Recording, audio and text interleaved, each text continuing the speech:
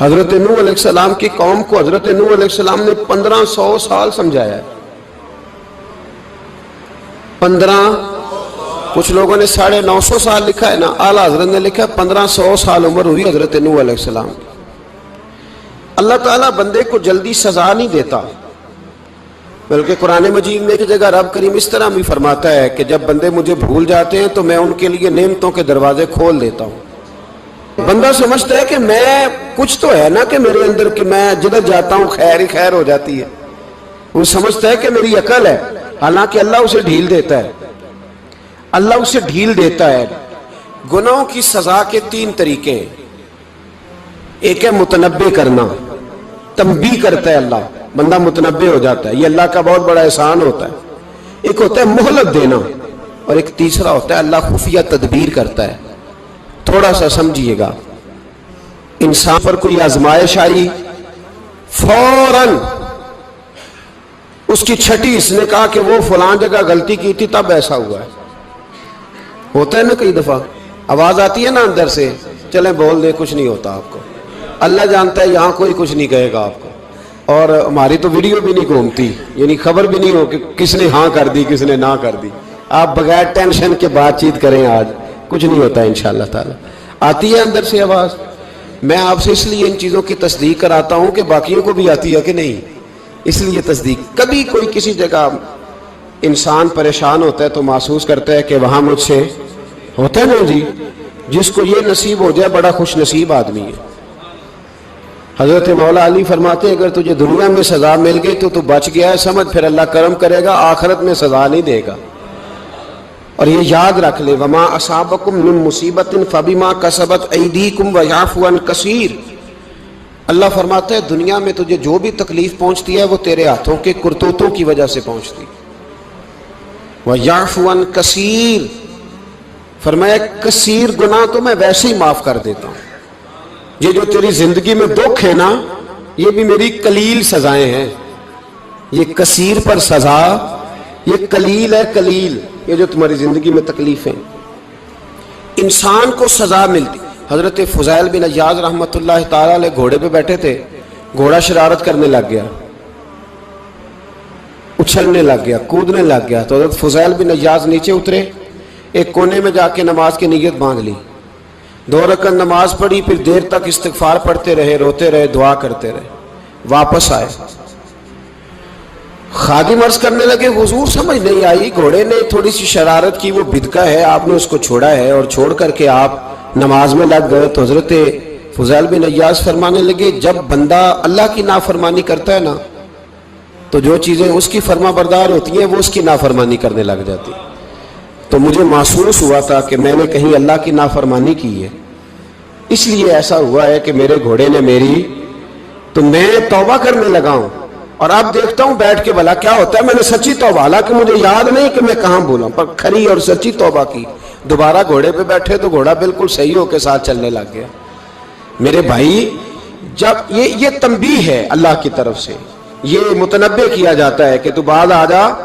بہت ساری جگہوں پہ انسان کو وقتی طور پر اگر سزا مل جائے، نبی پاک علیہ السلام کی خدمت میں ایک صحابی آئے، بات مضبوط کر دوں، واقعہ سنایا ہے نا تو کچھ لوگ سمجھتے ہیں کہ یہ واقعہ ہے، تو میں ایک حدیث پاک امام بہقی کی لکھی ہوئی عرض کرتا ہوں. نبی پاک علیہ السلام کے ایک صحابی آئے اور ان کا سر پھٹا ہوا تھا، خون بہ رہا تھا. سرکار نے فرمایا کیا ہوا؟ عرض کی حضور ایک عورت جا رہی تھی، میری نظر پڑی، ابھی نظر پڑی ہے کہ میرے آگے ستون آ گیا تو میرے سر پہ لگ گیا. نبی پاک صلی اللہ علیہ وسلم نے فرمایا تیرے لیے خوشخبری ہے، اگر دنیا میں تیری غلطی کی تجھے سزا ملی ہے تو پھر رب تجھے قیامت میں سزا نہیں دے گا. پھر اللہ قیامت میں سزا، بعض گناہ ایسے ہیں جن کی یہاں بھی سزا ملے گی اور وہاں بھی ملے، لیکن میرے بھائی پہلی بات یہ ہے کہ اللہ تعالیٰ اس غلطی کی یہی سزا دے لے اور دعا فرمائے اللہ تبارک و تعالیٰ یہاں بھی معافی عطا فرمائے وہاں بھی معافی عطا فرمائے، اللہ درگزر ہی فرمائے. لیکن میرے بھائی ایک تو یہ سزا، ایک سزا یہ ہوتی ہے کہ انسان جب گناہ کرنے لگتا ہے تو اللہ نعمتوں کے دروازے کھولتا ہے، مہلت دیتا ہے. 500 سال تک فرعون کو مہلت دی. کتنے؟ یہاں جو 5 سال حکومت کر لیتا ہے وہ کہتا ہے سب سے قابل میں ہی ہوں، مجھے مہلت جو ملی ہوئی ہے، 500 سال مہلت دی اللہ تعالیٰ نے. اور فرعون کی قوم پر پتہ عذاب کس طرح کیا آئے تھے؟ ٹڈیاں مسلط کر دی اللہ نے.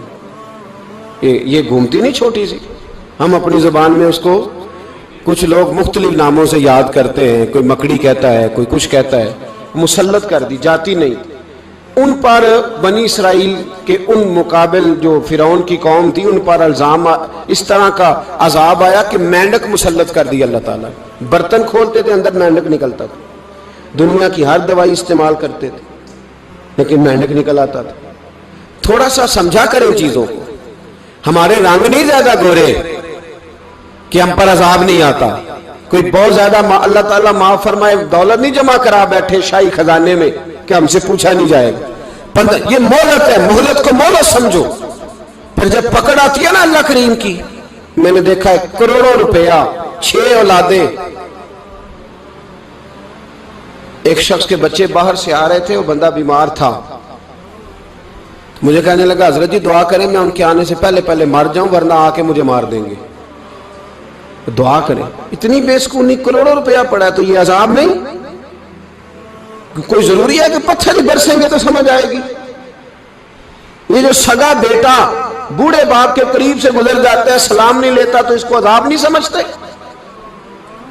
یہ جو امت کی بیٹیاں، امت کی بچیاں، ہماری بچیاں ایک سال کے اندر 75,000 ہزار بچی ایک ڈویژن سے بھاگ کے شادی کر رہی ہے اور ایک صوبے سے. تو اس کو آپ اللہ کا عذاب نہیں سمجھتے؟ یہ معمولی بات ہے. نہیں ہمارے رنگ ہو رہے ہیں، ہم بڑے سمارٹ ہیں. 1500 سال مہلت دی نوح علیہ السلام کی قوم کو. کتنے سال؟ بول کے بتائیے، بول کے دوبارہ بولیے. 1500 سال. کوئی آدمی اپنی سمارٹنس پہ خوش نہ ہو جائے کہ 20 سال ہو گئے میں تو نافرمانی بھی کر رہا ہوں، روٹی بھی پک رہی ہے، میں تو حرام بھی کھا رہا ہوں، پھر بھی سب ٹھیک ہے. 1500 سال مہلت دی. پھر حضرت نوح کہنے لگے اللہ میں نے تو بڑا سمجھایا نہیں باز آتے. تو رب کریم نے فرمایا کشتی بناؤ. اللہ کے پیغمبر کشتی بنانے لگے تو قوم مذاق اڑانے لگ گئی. اب کیا کرنے لگے ہو؟ اب کشتی بنانے لگے ہو، خیر تو ہے، قوم مذاق اڑا رہی ہے. حضرت نوح علیہ السلام کا آپ نے کشتی بنائی. پانی کہاں سے نکلا؟ نہ بارشیں ہوئی نہ سیلاب آئے. ایک تندور تھا اس کے اندر سے پانی نکلنا شروع ہو گیا. کبھی تندور سے بھی پانی نکلا ہے پر جب نکالنے والا چاہتا ہے تو وہاں سے بھی ایک تندور سے پانی نکلا. اتنا نکلا اتنا نکلا اتنا نکلا کہ قوم ساری ڈوب گئی. قرآن مجید کے صفحات شہادت دیں گے کہ حضرت نوح کی قوم کا بچہ بہ گیا. بچے صرف وہ تھے جو حضرت نوح کے ساتھ ہو گئے، تباہ ہو گئی. اللہ بے نیاز ہے، بے نیاز. 1500 سال مہلت ملے اور تو پھر بھی کہے رب بڑا کریم ہے معاف کر دے گا. 1500 سال تجھے گنجائش دے اور تو کہے کوئی نہیں بات معافی ملنی چاہیے ابھی بھی. میرے بھائی حضرت صالح علیہ السلام کی قوم، حضرت صالح نے تبلیغ شروع کی تو کہنے لگے پہلے معجزہ دکھاؤ. جی آج تو نہیں لوگ معجزے مانگتے آج بھی لوگ کرامتے اور معجزے. اللہ معاف کرے جو چیزیں معجزہ تو ہو نہیں نہ سکتا لیکن آج بھی لوگ، آپ یقین کریں، کہتے ہیں یہ بڑی نمازیں پڑھتا ہے تو پھر بخشا کیوں نہیں گیا، پھر کیوں نہیں منو سلوا کیوں نہیں اترا اس پر، پھر میں بھی اسی طرح ہی ہوں، کیا اس کے اندر خوبی آ گئی. مولوی بھی ویسے ہی ہے، صوفی بھی ویسے ہی ہے. لوگ مانگ نہیں رہے، لوگ دلیلیں مانگ نہیں رہے. ابھی بھی لوگ بحث نہیں کرتے. کیا فرق آ گیا جی، ویسے ہی ہیں سارے. اللہ تعالیٰ سے ڈرنا چاہیے. ہمیں سامنے والے کی طرف دیکھ کر صحیح ہونے کا حکم نہیں ہے، ہمیں اپنی اصلاح کا حکم ہے. اپنی طرف دیکھ کے اپنے آپ کو ٹھیک کرنے کا. الزام لگا کے گزر جانا اس کا کوئی مطلب. سنو اور یاد رکھو. حضرت صالح علیہ السلام سے کہنے لگے پہلے معجزہ دکھائیں تو حضرت صالح علیہ السلام نے فرمایا اونٹ کہاں سے پیدا ہوتے ہیں؟ کہا اونٹنی کے بطن سے. فرمایا آؤ میں تمہیں پہاڑ کے اندر سے اونٹنی پیدا کر کے دکھاتا ہوں. کہاں سے؟ پہاڑ کے اندر سے. حضرت نوح ساتھ لے کے گئے تو پہاڑ کے اندر سے اونٹنی نکلی اور اونٹنی بھی گابن تھی. اس کے پیٹ میں بچہ، اور اونٹنی اتنا دودھ دیتی تھی کہ ساری بستی دودھ پی جاتی تھی، پھر بھی دودھ بچ جایا کرتا تھا۔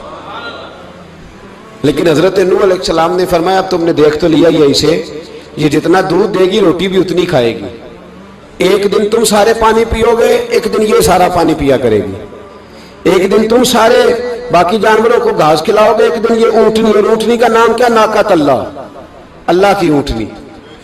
کس کی اونٹنی؟ نام کیا ہے؟ اللہ کی، یہ اللہ کی اونٹنی ہے۔ تو حضرت نوح علیہ السلام کی اونٹنی فرمایا اس کی بے ادبی نہ کرنا۔ باز نہیں آئے لوگ، باز نہیں آئے، کہنے لگا جی دودھ دینا تو ٹھیک ہے، پر یہ جو سارا پانی پی جاتی ہے نا یہ صحیح نہیں، یہ جو ساری گھاس کھا جاتی ہے یہ نہیں ٹھیک، دودھ دینا تو ٹھیک ہے پر یہ نہیں صحیح۔ آپ نے فرمایا اسے کچھ نہ کہنا، اللہ کی اونٹنی ہے۔ میں کہا کرتا ہوں ان لوگوں نے ناقۃ اللہ کی بے ادبی کی، حضرت نوح علیہ السلام کی اونٹنی کی ٹانگیں کاٹ دی، صالح علیہ السلام کی۔ اور دیکھو اللہ بڑا بے نیاز ہے، اگر پیدا کرنا جانتا ہے تو حفاظت کرنی نہیں جانتا، لیکن رب کریم نے فرمایا نہ کرنا۔ انہوں نے ان کے پیر کاٹ دیے، کانوں پہ چھریاں لگائیں۔ اونٹنی جب مر گئی، اونٹنی اللہ تبارک و تعالیٰ کی وہ اونٹنی جب مر گئی تو حضرت صالح علیہ السلام کی قوم پر رب کریم نے زلزلہ بھیجا، اذا زلزلت الارض زلزالہا، جب زلزلے آئیں گے اور جب ان کا زلزلہ آنا زلزلہ آتا ہے نا کیا کرتی ہے قوم؟ لا الہ الا اللہ، لا الہ الا اللہ، کلمے جاری ہو جاتے۔ بلکہ ایک دفعہ ایسا بھی ہوا کہ مسجدوں میں اعلان ہونے لگے زلزلہ آ رہا ہے، جو فجر کے لیے نہیں اٹھے زلزلے کے لیے وہ بھی اٹھ گئے، جن کا دعویٰ ہے نا میری سویرے آنکھ نہیں کھلتی، ان کی لگی نہیں کتنے گھنٹے، بعد میں بھی نہیں لگی، ٹی وی پہ اعلان ہوتے رہے کوئی نہیں آ رہا سو جاؤ چپ کر کے، لیکن آنکھ لگی۔ موت سے تو ڈرتا ہے، اللہ سے ڈرتا ہی نہیں، موت کا خوف ہے رب کا نہیں۔ زلزلہ آیا ساری قوم تباہ ہو گئی۔ بتاؤ اگر ناقۃ اللہ کی گستاخی ہو تو اللہ ناراض ہو جاتا ہے، اور اگر اولیاء اللہ کی ہو، اگر اولیاء اللہ کی ہو تو رب ناراض نہیں ہوتا؟ شرم نہیں آتی لوگوں کو داتا صاحب کی بے ادبی کرتے؟ شرم نہیں آتی لوگوں کو غوث اعظم کی گستاخی کرتے؟ حیا نہیں آتی جنہوں نے دین پھیلایا ان کی بے ادبی؟ میں درد سے کہتا ہوں، رو کے کہتا ہوں، اور اگر کلیجہ پھٹ سکے تو میں دکھاؤں زخم کتنے۔ ایک حج کے موقع پر ایک بابا جی، اس سال 4,80,000 روپے کا پرائیویٹ حج تھا، اور بابا جی کی کیفیت کمزور تھی، بیچارے بیمار تھے، اس کے باوجود وہ گئے۔ بوڑھے آدمی، جا کے بیٹھیے، بزرگ، اور کتنی مشکل ہے وہاں منا، مزدلفہ، عرفات، طواف زیارت، کتنا مشکل کام ہے طواف زیارت کرنا، طواف وداع کرنا۔ کس کٹھن سے حج کیا، بڑھاپے میں پیسے بھی لگائے، اور جب وہ روضہ رسول پہ گئے صلی اللہ، اور انہوں نے جا کے نبی پاک صلی اللہ علیہ وسلم کے روضے کی طرف منہ کر کے درود شریف پڑھا تو ایک ملا نے اٹھ کے کہہ دیا تو مشرک ہے۔ تو میری روح کانپی، میں نے کہا تجھے شرم نہیں آئی، حیا نہیں آئی؟ اس کی عمر دیکھ، کس بڑھاپے میں کہاں سے چلا، کہاں آیا۔ یہ مشرک ہوتا تو کسی مندر میں جاتا، یہ مشرک ہوتا تو کسی گرجے میں جاتا، یہ مشرک نہیں، یہ مومن ہے، اور یہ وہ والا مومن ہے جس کے سینے میں دل جب دھڑکتا ہے تو خالی دھڑکتا نہیں، ساتھ وہ محمد عربی پہ درود و سلام بھی پڑھتا ہے۔ شرم نہیں آتی لوگوں کو؟ اتنی بڑی گستاخی کرتے، جو روضہ رسول پہ آیا مشرک ہے۔ میں نے جو مولوی کو صاف صاف کہا تھا، میں نے کہا اگر میں مشرک ہوں تو نکالو، مشرک کا داخلہ تو یہاں ویسے ہی منع ہے۔ شرم نہیں آتی؟ اپنی زبان کا ایک پاس کرو کچھ۔ اتنا ظلم، اتنی بڑی فرقہ واریت امت میں، اتنا امت کو تقسیم کرتے ہو، تمہیں شرم نہیں آتی؟ جہاں سے اتحاد کا پیغام دینا چاہیے وہاں سے تم لوگوں کو فرقے کا پیغام دیتے ہو، ایک مقصود فرقے کی تبلیغ کرتے ہو۔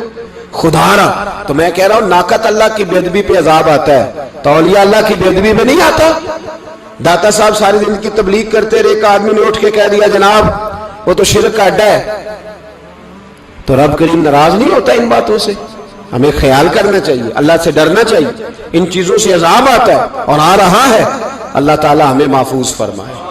اللہ ہمیں اس سے، قوم لوط پہ بھی عذاب آیا، ہم جنس پرستی،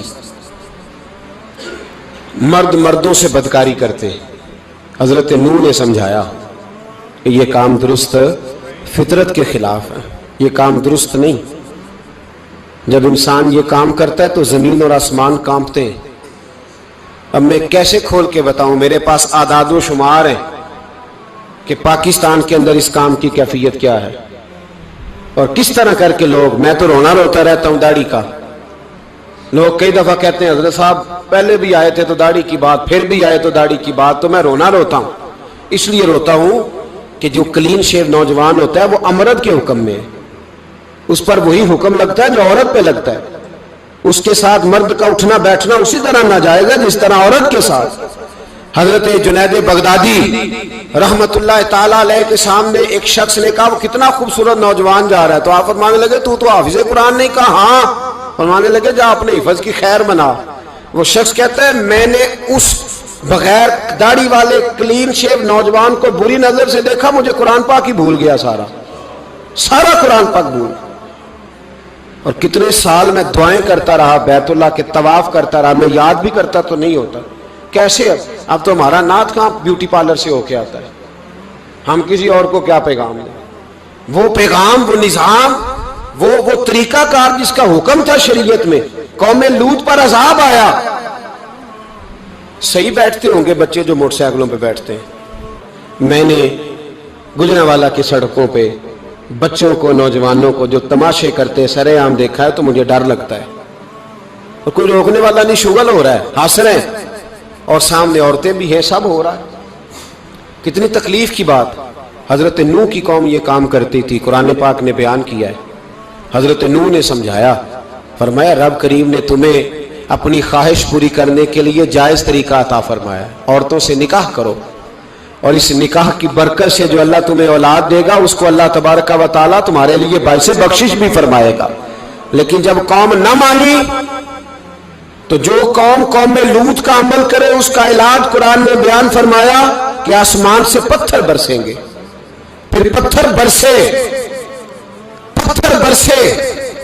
اور جن کے بڑے بڑے اچھے دماغ تھے ان کے دماغ چکنا چور کر دیے گئے، تباہ کر دیے گئے، ان کے دماغ زمین پر بچھاڑ دیا گیا۔ اللہ مہلت دیتا ہے، لیکن اس کا مطلب یہ نہیں کہ انسان توبہ ہی نہ کرے۔ حضرت شعیب علیہ السلام کی قوم پر بھی عذاب آیا، اس لیے کہ بددیانتی کرتی تھی، ناپ تول میں کمی کرتی تھی۔ میں نے کہا تھا شب قدر کی رات کہ یہ کوئی تماشا ہے کہ شب رات آئی تو ساری رات روتے رہے، یا اللہ معاف کر دے، یا اللہ معاف کر دے، رو رو کے چیخے مار مار روئے۔ شب قدر آئی تو پھر چیخے ماری، ساری رات روئے۔ تو جس بندے کا پروگرام ہی نہیں سویرے بدلنے کا، دکان پہ بیٹھ کے پھر وہی ناپ تول میں کمی، پھر وہ اللہ تعالیٰ معاف کرے۔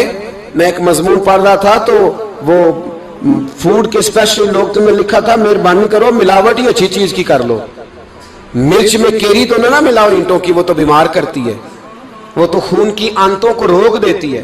وہ کہنے لگا، اور وہ کہتا میں تمہیں بتاتا ہوں کون کون سی چیز ملائی جا سکتی ہے، وہ ملا لو۔ خدا را اس قوم پہ رحم کرو، مہربانی۔ ایک دوست ہے ہمارے، میں وزیر آباد میں ان کے گھر بیٹھا تھا تو ایک میڈیکل، میرا کسی شخص پہ اعتراض کرنے کا میں مجموعی بات کرتا ہوں۔ میں ایسے ڈاکٹروں کو جانتا ہوں جو اللہ تعالیٰ فضل کرے سچ مچ کے نیک ہیں، اچھے لوگ۔ تو بچے کا میڈیکل سٹور ہے، تو والد بیمار ہو گیا، تو وہ کہتا ہے ابا جی ڈاکٹر صاحب نے کہا آپ کو ڈرپ لگنی ہے، تو سگے باپ کو ڈرپ لگانے لگا، تو باپ کیا کہتا ہے پتر تیری مہربانی مینوں کوئی اصلی لائی، وہ نہ لائی جڑی لوکاں نوں لانا ہے۔ اب وہ پیار سے سنا رہا ہے بات۔ میں نے اسے کہا کہ یہ تو ڈوب مرنے کا مقام ہے نا، ڈوب مرنے کا مقام، کہ جس ملک کے اندر دوائی بھی صحیح نہ بکے، اصلی نہ ملے دوائی بھی، اور پھر وہ قوم کہے کہ ہم نے تو پورے روزے رکھے، ہم نے تو بڑا صدقہ اور خیرات کیا، دوائی بھی اثر نہ ملے۔ جناب شعیب علیہ السلام کی قوم ناپ تول میں کمی کرتی تھی، تو اللہ تبارک و تعالیٰ نے ان پر بتا عذاب کس طرح کا بھیجا، شدید گرمی ہوئی۔ اللہ ہمیں محفوظ فرمائے، سارے آمین کہہ دیا۔ دیکھیں کتنا اچھا موسم کر دیا رب کریم، اللہ ہمیں محفوظ فرمائے، اللہ رحمت فرمائے۔ شدید گرمی کی لہر آئی، باہر اتنی گرمی ہوئی کہ لوگ اپنے گھروں میں گھس گئے۔ جس طرح سورج کی شعائیں گھروں کے اندر داخل ہو جاتی ہے، اس طرح گرمی کی لہر اندر داخل ہوئی، اور جس طرح کسی کو آگ لگ جائے تو وہ آدمی اچھلتا کودتا ہے نا، اس طرح یہ لوگ اچھلنے لگے اور اچھل کود کے مر گئے. جرم کیا تھا؟ ناپ تول میں کمی کرتے. حضرت داؤد کی قوم بھی تباہ ہوئی. جرم کیا تھا؟ ہفتے والے دن مچھلیاں نہیں پکڑنی تو یہ پکڑتے تھے. حکم ہے نا مسلمان کو نماز کے ٹائم کوئی اور کام نہیں کرنا, نماز پڑھنی ہے. میرا خیال ہے مسلمان تو فٹافٹ آ جاتے ہیں, سارے ہی پہنچ جاتے ہیں نا مسجدوں میں. ہلکا ہلکا بول رہے ہیں آپ, کیوں نہیں پہنچتے؟ اگر حضرت سیدنا, اور پتہ انہیں سزا کیا ملی؟ اللہ نے فرمایا اس ٹائم عبادت کرنی ہے, کام نہیں کرنا, وقت نہیں ہے کام کا. انہوں نے مچھلیاں پکڑی, 12,000 لوگ تھے. پتہ ہے مالک نے سزا کیا دی؟ بندر بنا دیا اللہ کریم. قرآن مجید کا پہلا سپارہ پڑھے, فَجَعَلْنَاهَا نَكَالًا لِمَا بَيْنَ يَدَيْهَا وَمَا خَلْفَهَا. اللہ فرماتے ہیں پچھلوں کے لیے بھی عبرت بنا دیا, بعد والوں کے لیے بھی عبرت, نشان عبرت بنا دیا. بندر بن گئے. اور جو ان کے دوست جو بچ گئے تھے ان کے پیر چومتے تھے, روتے تھے. 3 دن بندر بن کے زندہ رہے. ستا اٹھ کے کوئی نہیں خوش ہوتا,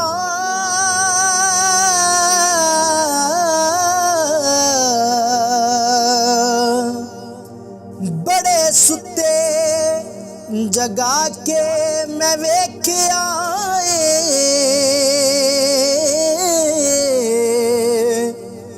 کتے جیا نہیں کوئی وفادار ڈٹھا, تے ٹکر سکا بھی پا کے ویکھ آئے.